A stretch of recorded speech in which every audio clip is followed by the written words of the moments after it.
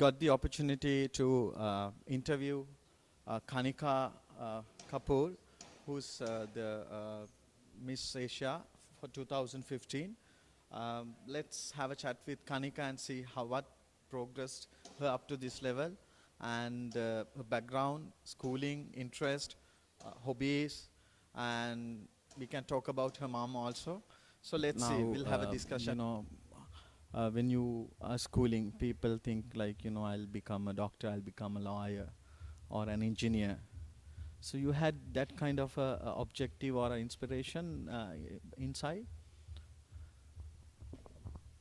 So I had a lot of dreams when I was young. Once I remember I traveled in a helicopter and I wanted to be a pilot. Then I really liked animals at one point of time, and I heard someone tell me that you can only play with koalas. I used to adore koalas. So somebody told me that you can only play with koalas if you become a scientist. So then I wanted to become a scientist. But yes, I kept exploring what I wanted to be in life, but this was one of them. And I think this dream has stayed with me the longest.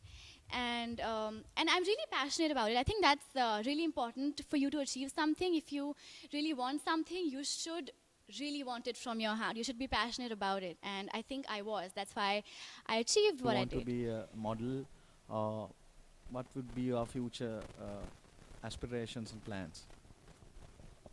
So I know that beauty cannot last forever.